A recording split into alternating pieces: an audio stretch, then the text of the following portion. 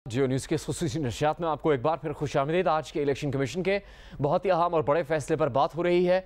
अब तक क्या खबरें हैं और क्या कुछ बयानात सामने आए हैं, क्या रद्द-ए-अमल है, वो भी आपने देखा। कानूनी तौर पर इसकी अमली सूरत हाल क्या होगी, हम सीनियर कानूनदान और सीनियर तज्ज़कारों से बात करेंगे। इस वक्त सीनियर मारूफ कानूनदान सलमान अकरम राजा हमारे साथ मौजूद हैं, उन्हीं से हम बात करेंगे। सलमान अकरम राजा साहब, बहुत शुक्रिया आपके वक्त का। मुख्तलिफ मौके सामने आ रहे हैं इलेक्शन कमीशन के फैसले से मुताल्लिक।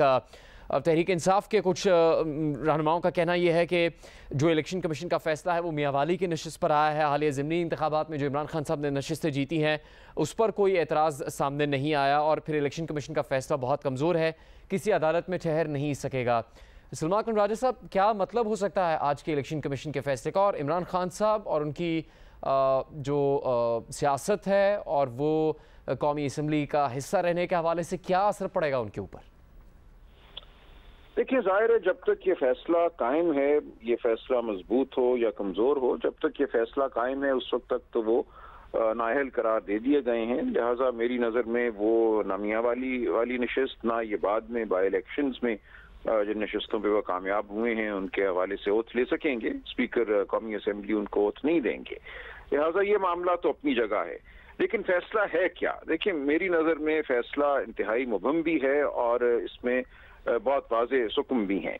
पहली बात यह है कि गोशवारे अगर गलत जमा हुए, लम्हे के लिए हम फर्ज कर लेते हैं कि गोशवारों में कोई चीज़ रह गई जिसका इजहार होना चाहिए था, तो उस सूरत में कानून ये कहता है, इलेक्शन एक्ट 2017 का सेक्शन 137 कि 120 दिन में इलेक्शन कमीशन फौजदारी कार्रवाई शुरू कर सकता है।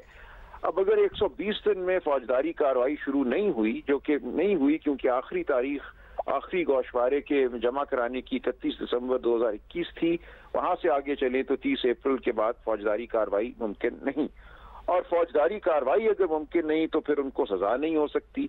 लेकिन अगर फौजदारी कार्रवाई मुमकिन होती तो फिर कानून के सेक्शन 173 और 174 के तहत उनके खिलाफ मुकदमा चलाकर उनको 3 साल की सजा हो सकती थी। अगर ऐसा हो जाता या हो जाए तो उस सूरत में आइन के आर्टिकल 63(1)H के तहत उनको नाअहल करार दिया जा सकता है और वो 5 साल सजा काटने के बाद नाअहल होते। लेकिन अभी तो ऐसा कुछ भी नहीं हुआ, ना उनको सजा हुई है, ना कोई मुकदमा चला है। पहले से ही इलेक्शन कमीशन ने उनको नाअहल करार दे दिया इस बुनियाद पर कि इलेक्शन कमीशन की नजर में गोशवारों में कोई कमी बेशी थी। तो ये बात मेरे लिए बहुत हैरान कुन है कि कहाँ कानून इलेक्शन कमीशन को ये इजाजत देता है कि सिर्फ इस तयन पर कि गोशवारे गलत जमा हुए किसी को नाअहल करार दे दें। जहां तक मामला है आइन के आर्टिकल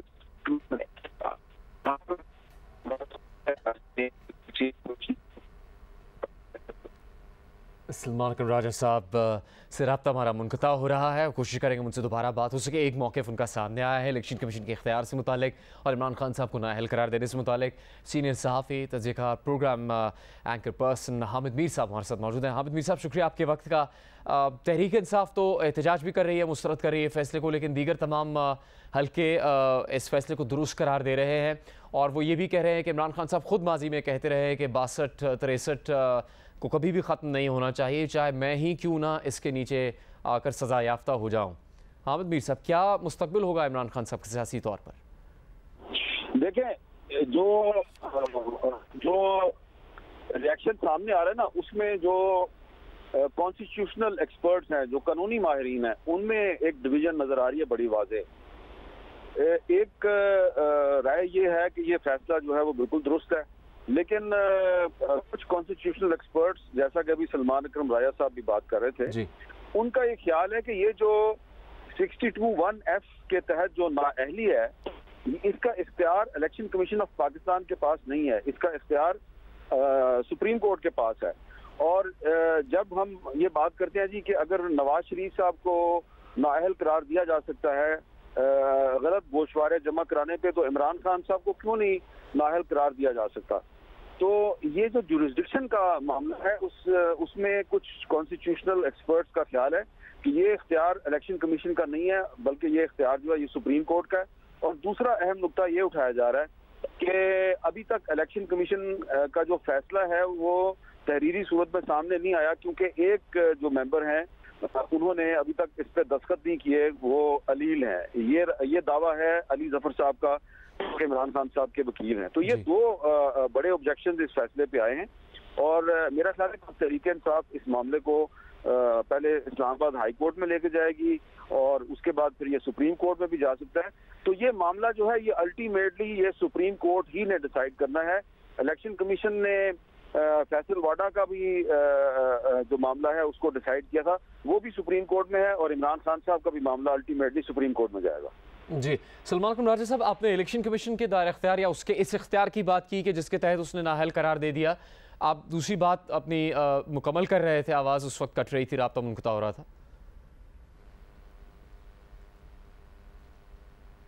सलमान अकरम राजा साहब मारूफ कानूनदान, उनसे हम बात करेंगे। सलमान साहब, आप जी इससे पहले जो बात आप मुकम्मल कर चुके थे और दूसरा नुक्ता उस पर आप बात कर रहे थे, राब्ता मुनक़ता हुआ था, आप बात कर सकते हैं। अब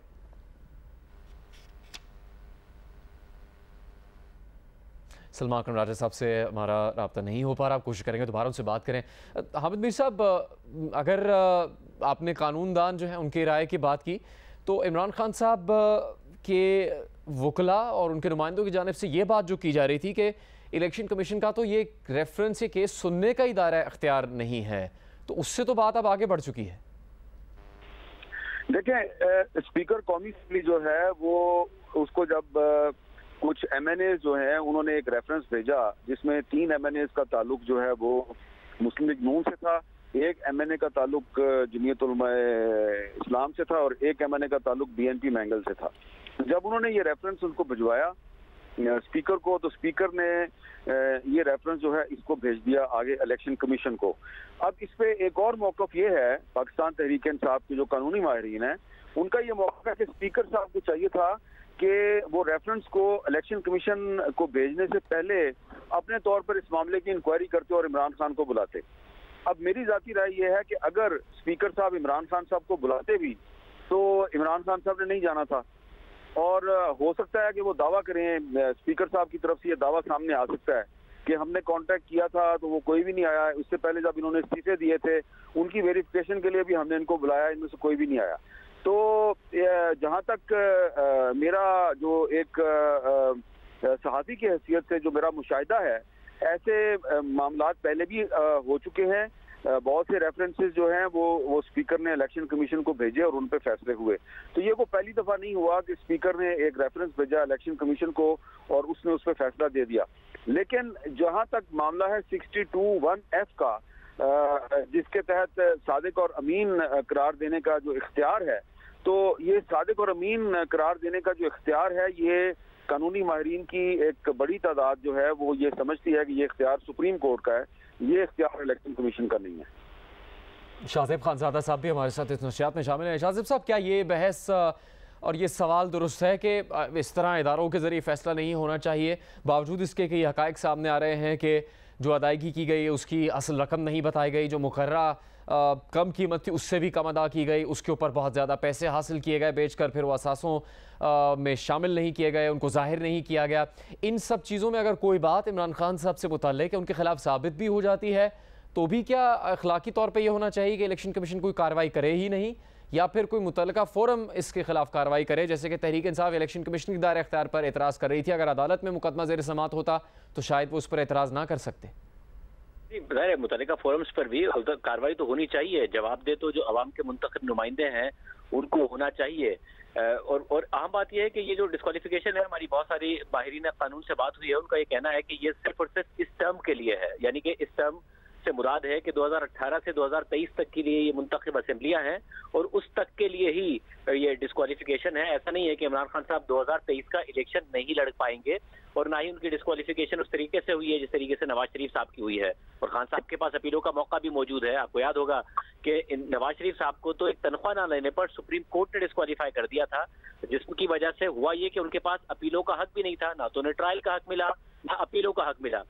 इमरान खान साहब को तो एक टर्म के लिए किया गया है, 2023 के बाद वो दोबारा इलेक्शन भी लड़ सकते हैं और उसके बावजूद उनके पास 2 अपीलों का हक भी है। वो हाई कोर्ट में और सुप्रीम कोर्ट में इसके ऊपर इस फैसले के खिलाफ अपील कर सकते हैं। तो खान साहब के लिए मेरा ख्याल है काफी मौके हैं अपना केस साबित करने के लिए, अगर उन्हें इलेक्शन कमीशन के फैसले पर एतराज है। ये जितनी जो बातें समाना राजा साहब कर रहे थे, जाहिर है ये मामला अली जफर साहब ने इलेक्शन कमीशन में प्रोसीडिंग्स के दौरान भी उठाए थे कि 120 दिन का टाइम है जिसमें आपको अगर किसी जो MNA है उसके असासों पर एतराज है तो 120 दिन के अंदर आप कार्रवाई कर सकते हैं, तो ये टाइम बार्ड है। जबकि मोहसिन शाहनवाज राजा साहब ने, क्योंकि वली जफर साहब के साथ ही हमारे प्रोग्राम में मौजूद थे, तो उन्होंने ये कहा था कि क्योंकि ये मामला ही सामने नहीं आया था तो 120 दिन के अंदर इलेक्शन कमीशन कैसे नोटिस लेता है। ये तो तफसीलात ही बाद में सामने आई है, हुकूमत तफसीलात सामने नहीं रख रही थी।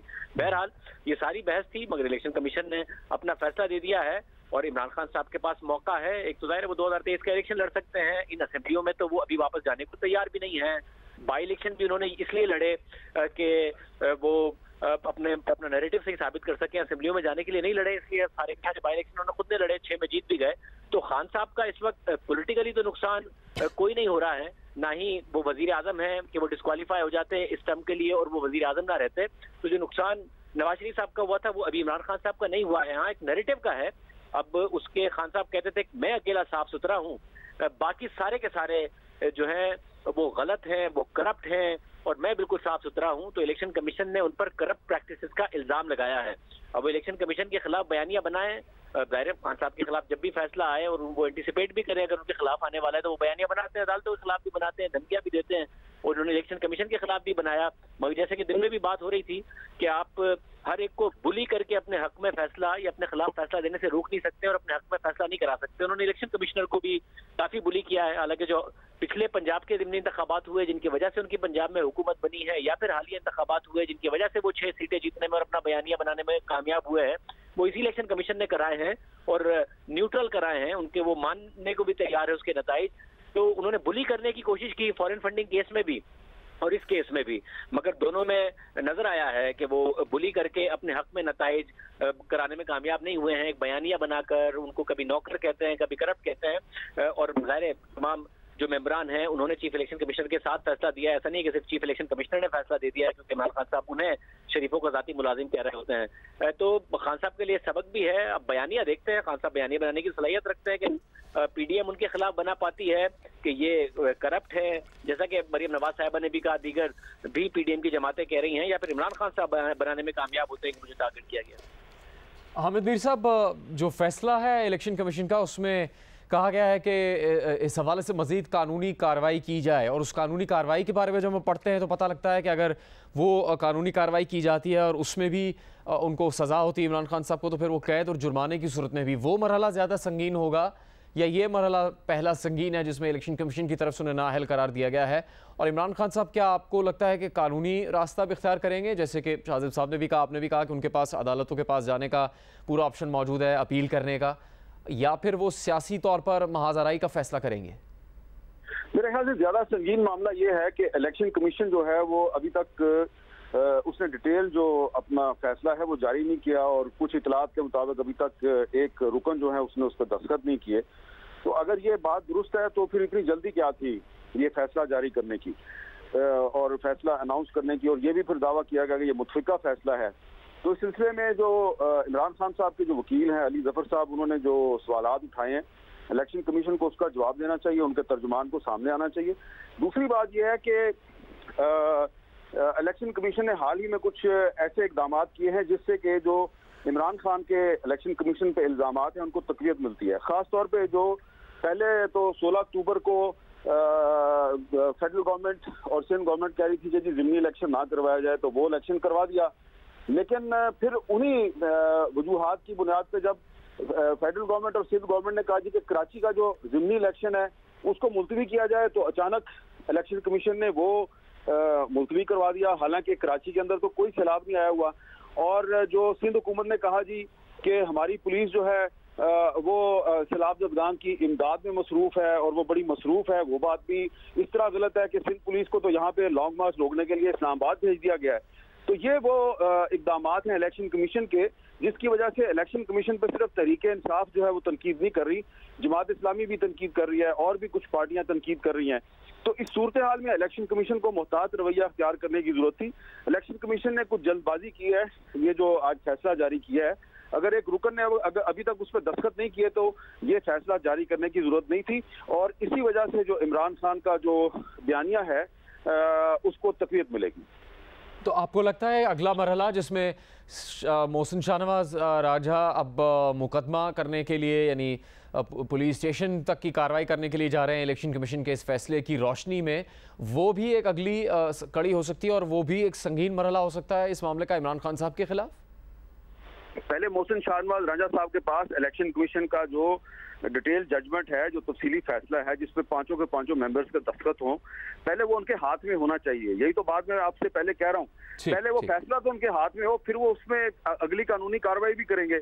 और जितनी मेरी बात हुई है कॉन्स्टिट्यूशनल एक्सपर्ट्स के साथ और बाकी भी जो इस सारे मामले से जो मुतलका लोग हैं, जो आला सीनियर अफसरान हैं, जो तोशा खाना केस से जो लोग मुंसलिक हैं, सबसे बात हुई है। वो सब कहते हैं कि ये जो इलेक्शन कमीशन ने जो अनाउंसमेंट की अभी तक, जिसपे एक PMLN की तरफ से और इमरान खान के सियासी मुखालफिन की तरफ से ढोल ढमक्का किया जा रहा है और वो बड़े खुश हैं और मिठाइयाँ बांटी जा रही हैं, तो अभी तक जितना फैसला सामने आया है वो इतनी उसकी बुनियादें मजबूत नहीं है। तो जब तक डिटेल जजमेंट सामने नहीं आती, आपको ना तो आप इमरान खान के खिलाफ कोई मजीद कानूनी कार्रवाई कर सकते हैं और ना ही आपको इतना ज्यादा रिएक्शन देना चाहिए। और तहरीक इंसाफ जो है वो उसने तो पहले से ही पिटीशन तैयार की हुई अपनी, उनको तो पहले से अंदाजा था कि ये क्या जजमेंट आने वाली है।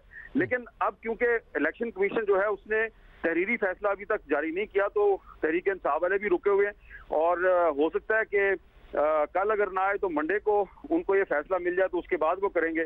तो मैं बार बार एक ही बात रिपीट कर रहा हूँ कि इसमें जो कानूनी माहिरीन की तरफ से जो सवालात उठाए जा रहे हैं वो अपनी जगह पे हैं, लेकिन इलेक्शन कमीशन जो है उसको इस सवाल का जवाब देना चाहिए कि जब एक मेंबर ने अभी तक इस फैसले पे दस्तखत नहीं किए थे तो उसे ये फैसला जारी करने की इतनी जल्दी क्या थी। ठीक, हामिद मीर साहब ने सवाल उठाया, सलमान अकरम राजा साहब ने भी एक सवाल उठाया। साबिक secretary election commission Gohar Dilshad हमारे साथ इस नशियात में शामिल है। गौहर दिलशाद साहब, सलमान अकरम राजा साहब का कहना है कि अगर असासे छुपाए तो उसकी मुकम्मल छानबीन किए बगैर इलेक्शन कमीशन ने यह कैसे तय कर लिया कि इमरान खान साहब को नाअहल करार देना है, चूँकि वो खुद कह रहा है कि इससे मुतालिक मजीद तहकीकात और मजीद कानूनी कार्रवाई की जाए इमरान खान साहब के खिलाफ। और दूसरी बात यह कि अगर एक मेंबर के दस्तखत नहीं है या वो मौजूद नहीं थे, वो अलील हैं, उसके बाद इलेक्शन कमीशन अब तक तहरीरी फैसला जारी नहीं कर सका, 5 घंटे हो गए हैं, सब उसका इंतजार कर रहे हैं, तो फिर इस बात की जल्दी क्या थी इलेक्शन कमीशन को? इसका क्या जवाब देना चाहिए इलेक्शन कमीशन को? दरअसल असूली तौर पर जो सुप्रीम कोर्ट ऑफ पाकिस्तान की फैसलों की रोशनी में देखा जाए तो वो तो इसमें कोई ऐसी रुकावट नहीं है कि 4 मेंबर भी इसमें दस्तखत कर सकते हैं। और जो हमारा इलेक्शन एक्ट 2017 का सेक्शन 2 है उसमें ये लिखा हुआ है कि 3 मेंबर भी मौजूद हों तो इलेक्शन कमीशन पाकिस्तान मुकम्मल है। लेकिन बहरहाल उसके बारे में जैसे मैंने देखा है खबर मीडिया के हवाले से या टीवी पर देखा मैंने, तो उसमें ये दिखा है कि उनको डेंगू का कोई अटैक हो गया जिसकी बना पर दस्तखत नहीं कर सके, तो उसका सुबह कर देंगे। तो लेकिन वो मुतफिक हैं, उन दोनों का बकायदा वो मुतफिक है हमारे फैसले से, वो दस्तखत करने वाली बात है, वो दस्तखत सुबह हो जाएंगे। अच्छा, ये तो मसला कोई बात, अगर दस्तखत ना भी करें तो तब भी इलेक्शन कमीशन पाकिस्तान के पास इलेक्शन एक्ट 2017 का सेक्शन 2 में मुकम्मल इख्तियारात हैं कि 3 मेंबर भी हों तब भी इलेक्शन कमीशन पाकिस्तान मुकम्मल है। तो अब ये तो एक तरफ आ गया। दूसरी तरफ जो फैसला जो हमारे दोस्त भी कह रहे हैं, देखो जी हर कानून साज, हर जो हमारे वकला हैं, मुमताज कानूनदान हैं, उनकी अपनी इंटरप्रिटेशन होती है। सुप्रीम कोर्ट ऑफ पाकिस्तान की अपनी इंटरप्रिटेशन है, हमारे chief justice honourable chief justice ने इंटरप्रिटेशन दे दी, वोट कास्ट कर दे, काउंट ना किया जाए। तो हमारे दोस्त बता सकेंगे जो कॉन्स्टिट्यूशन के एक्सपर्ट हैं किस आइन में लिखा हुआ है, जबकि उनके 2 मेंबरों ने ये कहा मौजूद जजों ने कि जनाब आप तो आइन की रीड्राफ्टिंग कर रहे हैं। लेकिन बहरहाल फैसला दुरुस्त था, खुश आइन था और जमहूरियत के लिए और फ्लोर क्रॉसिंग के लिए बेहतरीन फैसला था सुप्रीम कोर्ट ऑफ पाकिस्तान का। तो हम उस पर बाकायदा हमें तो कोई वो नहीं है, लेकिन इतराज करने के लिए तो रास्ते खुले हुए होते हैं हर तरफ। फिर आप इसी तरह जब बेनजीर भुट्टो को 26 मई 1993 में जस्टिस नसीम हसन शाह जो चीफ जस्टिस थे, जब उन्होंने उनकी गवर्नमेंट बहाल की नवाज शरीफ साहब की, तो बेनजीर ने बेसाख्तगी से कहा ये चमक का फैसला है। ये इलेक्शन कमीशन पाकिस्तान ने अपनी रिपोर्ट में भी लिखा है। ये फैसले को चमक देना, दमक देना या इसको होम्योपैथिक कहना, ये तो हमारे एक सियासतदानों का एक खास अंदाज होता है पॉलिटिकली, उस पर गहराई में नहीं जाना चाहिए। जिसके हक में फैसला आ जाएगा तो वेल गुड, जिसके हक में फैसला नहीं आएगा तो जैसे अब हालात भी खराब हो रहे हैं, लोग अपने बाकायदा जुलूस भी निकाल रहे हैं, इंटरप्रिटेशन भी दे रहे हैं, हक हर आदमी का हक होता है। लेकिन फैसला जो दिया है इलेक्शन कमीशन पाकिस्तान ने वो आइन के आर्टिकल जो 63(1) के तहत ही है। और ये इमरान खान को तो कोई ज्यादा नुकसान नहीं पहुंचा। इमरान खान जो है वो 17 अगस्त 2023 तक कौमी असम्बली के पार्लियामेंट के मेंबर नहीं रहे। इसके बाद वो इलेक्शन लड़ सकते हैं। जब ये कौमी असम्बली, अगर ये हमारी मौजूदा असम्बलियाँ डिजॉल्व हो जाती हैं और मार्च में इलेक्शन हो जाते हैं तो इमरान खान मार्च में इलेक्शन में हिस्सा ले सकते हैं।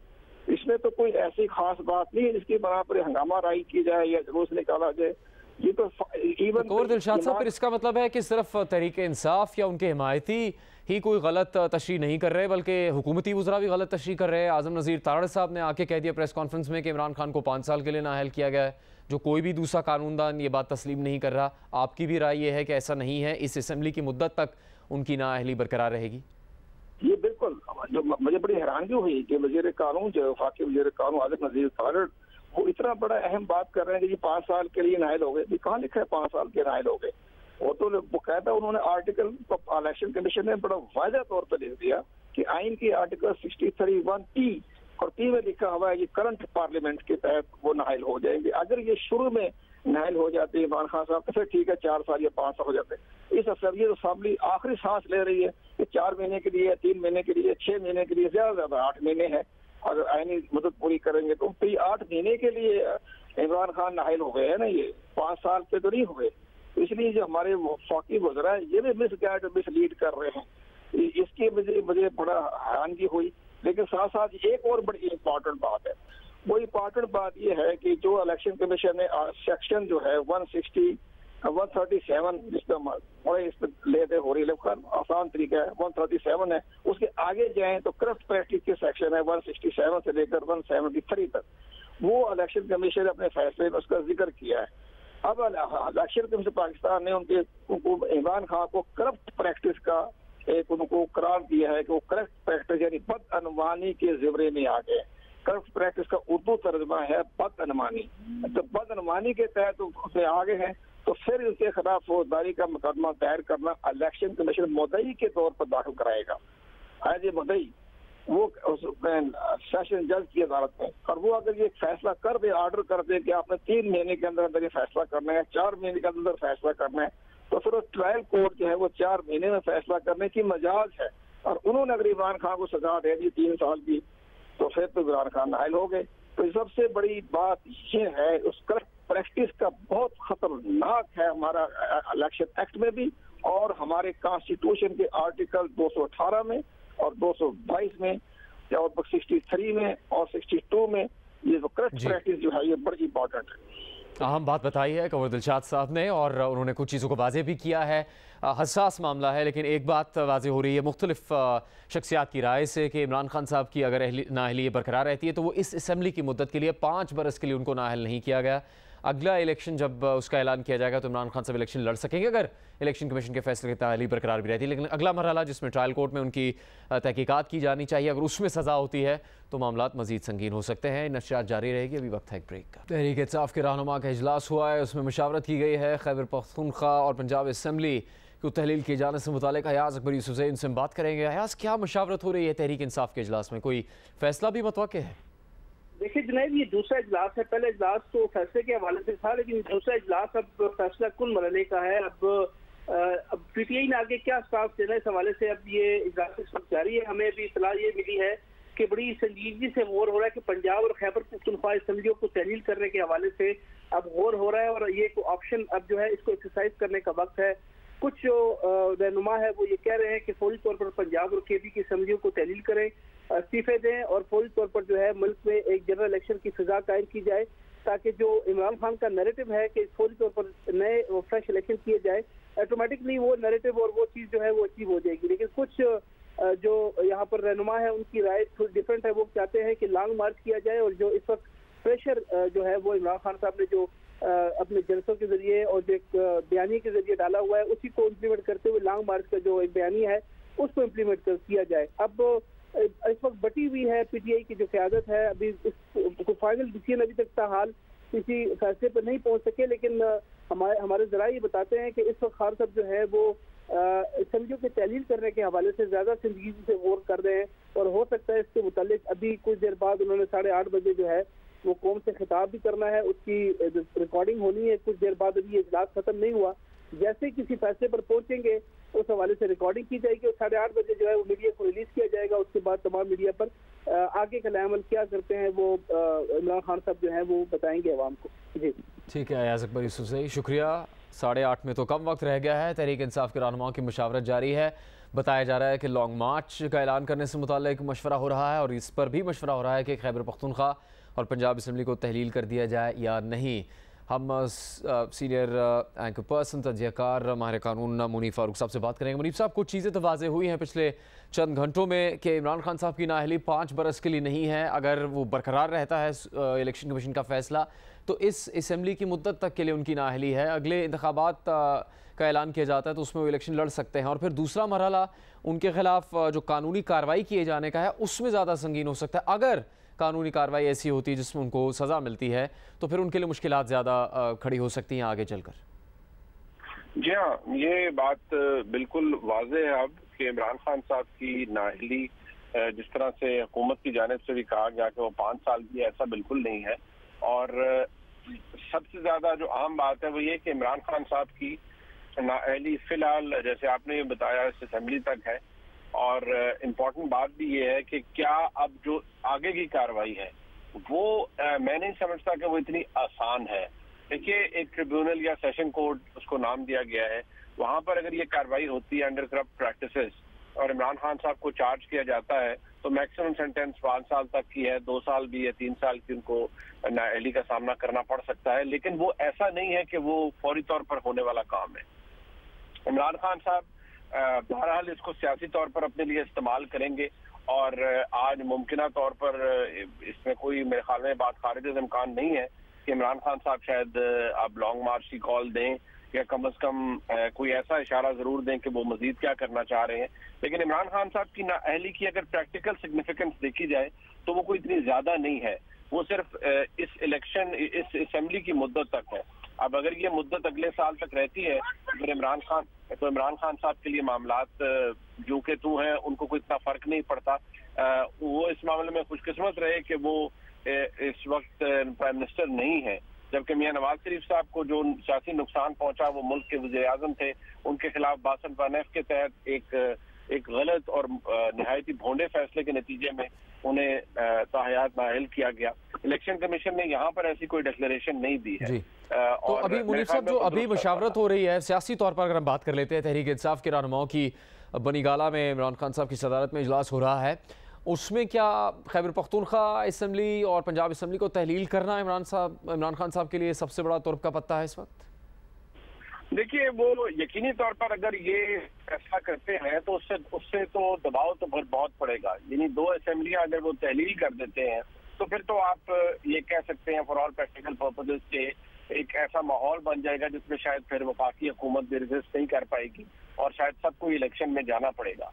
लेकिन ये ज़हन में रखिए कि इमरान खान साहब की अब भी जो उनका जो स्टेक है वो अब, क्योंकि आज पाकिस्तान के आर्मी चीफ जो है जनरल बाजवा साहब, उन्होंने भी क्लियर कर दिया कि वो 5 हफ्ते में रिटायर हो रहे हैं, यानी कि चेंज ऑफ गार्ड होगा, नई कमांड आएगी।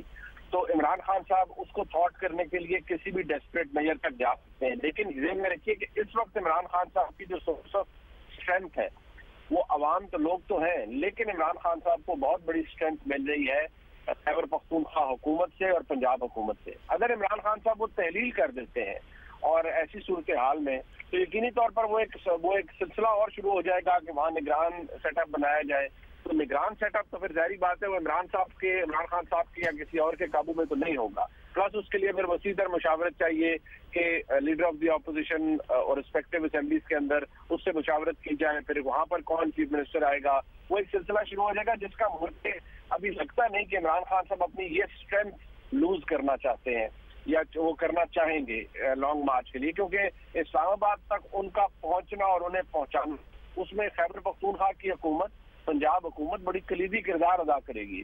उनकी सपोर्ट जो है पंजाब के अंदर और खैबर पख्तूनख्वा के अंदर बाकायदा तौर पर, जिस तरह आज खैबर पख्तूनख्वा के अंदर एक शुरू किया गया मुजाहरा और मामला शुरू किया गया, उसमें भरपूर ताउन हासिल होगा यकीनी तौर पर सूबाई हुकूमत का। इसी तरह पंजाब में भी इमरान खान साहब कभी नहीं चाहेंगे कि इस स्ट्रेंथ को वो लूज कर दें और फिर बेयर हैंडेड कोई तहरीक चलाएं और या लॉन्ग मार्च करें।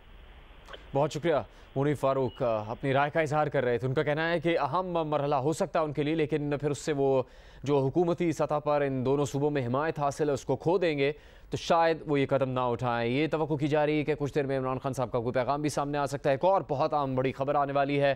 फाइनेंशियल एक्शन टास्क फोर्स की तरफ से पाकिस्तान को ब्रेल लिस्ट से निकाले जाने से मुतालिक फैसले का इंतज़ार है, जो कि 8 बजे पाकिस्तान के वक्त के मुताबिक या 8 बजे के बाद आना है। उसके मुतालिक भी हम आपको आगाह करेंगे। अभी वक्त है एक ब्रेक का।